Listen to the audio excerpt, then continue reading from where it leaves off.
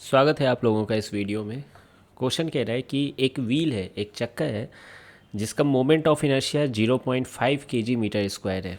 तो एक चक्का है तो वो मोमेंट ऑफ इनर्शिया जो दिया गया होगा, ऐसे बोला नहीं गया लेकिन इसी एक्सिस के अबाउट दिया गया होगा। क्यों? ये व्हील इसी एक्सिस के अबाउट रोटेट करती है।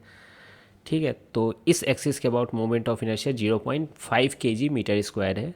0.5 को आप 1/2 भी कह सकते हैं।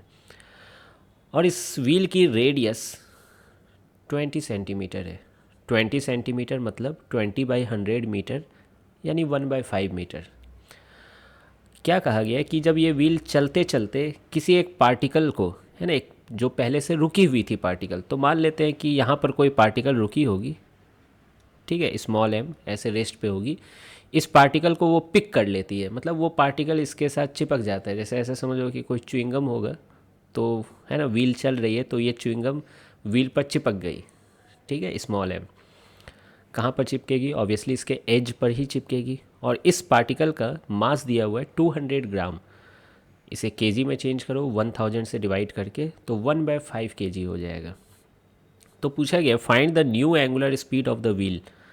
तो ये जो व्हील जो पहले ओमेगा नॉट से घूम रही थी, अब इसकी फाइनल एंगुलर स्पीड क्या हो जाएगी। तो अब इसमें क्या कंसेप्ट है, अब देखो। ये तो समझ रहे हो कि पिछले 3-4 क्वेश्चन से एंगुलर मोमेंटम का कंजर्व, है ना, एंगुलर मोमेंटम के बारे में पढ़ रहे हैं तो उसी का कुछ होगा। तो यहाँ एंगुलर मोमेंटम का कंजर्वेशन लगाना है। क्यों लगाना है? क्योंकि लेट से ये पॉइंट सी ले लेता हूँ मैं। ठीक है, ये इस सिस्टम का सेंटर ऑफ मास नहीं है ना, बस एक पॉइंट है ऐसा सी। तो इस पॉइंट के अबाउट टॉर्क एक्सटर्नल क्या है? 0 है अबाउट सी। आप देख सकते हो कोई भी टॉर्क नहीं है इस पॉइंट के अबाउट। ठीक है, एक्सटर्नल सिस्टम के अंदर जो है ना, इंटरनल जो भी फोर्सेज होंगे वो सबका टॉर्क 0 हो जा रहा है। यहाँ पे एम जी यहीं से पास कर जा रही है, नॉर्मल भी यहीं से पास कर जा रही है। ठीक है, खैर वो सब ज़मीन उमीन बनाया नहीं गया है यहाँ पर, है ना। ज़मीन रहती तो वहाँ पे और भी बातें होने लगती। तो ये कैसे घूम रहा है इसका हमें टेंशन नहीं लेना है कि ये लिटरली कोई ग्राउंड पे घूम रहा है या फिर है ना किसी एक्सल के अबाउट ये घूम रहा है। ये भी हो सकता है किसी एक्सल के अबाउट वो घूम रहा हो। ठीक है, जैसे ऐसे, है ना, कोई शाफ्ट रखें इसमें व्हील को ऐसे ऐसे घुमा दिए, ऐसा भी हो सकता है। तो वो सब हमें नहीं सोचना है। तो टॉर्क एक्सटर्नल 0 है अबाउट सी।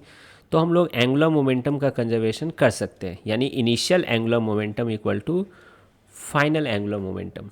ठीक है, अब इनिशियल एंगुलर मोमेंटम क्या होगी, है ना। तो शुरू में व्हील ओमेगा नॉट से घूम रहा था, तो जब कोई प्योर रोटेशनल मोशन होती है तो आई ओमेगा होती है।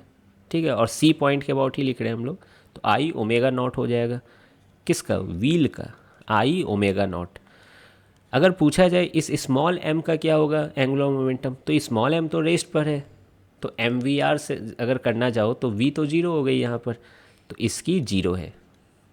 ठीक है, फाइनली क्या होगा, ये पूरी सिस्टम ओमेगा एफ से घूम रही है, तो इसका मैं अगर लिखूं तो आई ओमेगा एफ हो जाएगा। ठीक, और व्हील का अगर लिखूं, सॉरी व्हील का लिख दिया मैं आई ओमेगा एफ, अगर इस पार्टिकल की लिखूं तो एम वी आर लिखना चाहिए मुझे। अब देखिए, अगर ये ओमेगा एफ से जा रहा है तो ये वाली पॉइंट की स्पीड क्या हो जाएगी? Omega f into r. फिर मैंने क्या बोला? M v r. ठीक है, एम वी आर। तो वी की वैल्यू कितनी है? ओमेगा एफ इंटू आर, और आर की वैल्यू आर है ना। कहाँ से? सेंटर से लिख रहा हूँ मैं, सेंटर के अबाउट लिख रहा हूँ, इस सी पॉइंट के अबाउट लिख रहा हूँ। क्या आप समझ रहे हो ये चीज़?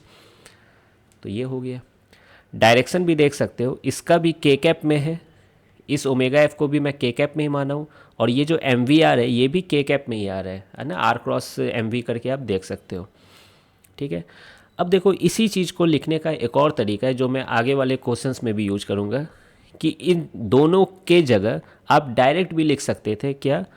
आई plus net moment of inertia इस पॉइंट के अबाउट लिख सकते थे। तो व्हील का तो आई ही है, ये पॉइंट मास की मोमेंट ऑफ इनर्शिया सी के अबाउट क्या होगी? एम आर स्क्वायर होगी। तो आप direct I plus M R square into omega F भी लिख सकते थे। ठीक है, अगली बार से मैं यही करूँगा, है ना, ये स्टेप बीच में नहीं लाऊंगा। तो ये आई ओमेगा नॉट हो गया।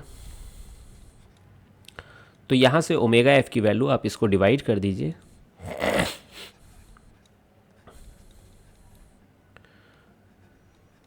ये हो गया। ठीक, अब मैं क्या सोच रहा हूँ, आई से ऊपर नीचे डिवाइड करते हैं, क्यों 2 बार आई की वैल्यू क्या ही लिखे हैं, डिवाइड कर देता हूँ मैं इसे।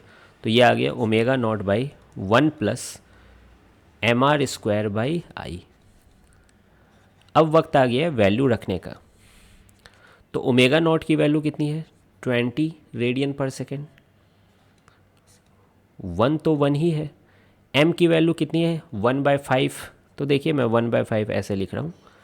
आर स्क्वायर की वैल्यू कितनी हो जाएगी, 1/5 का स्क्वायर हो जाएगा, यानी 1/25।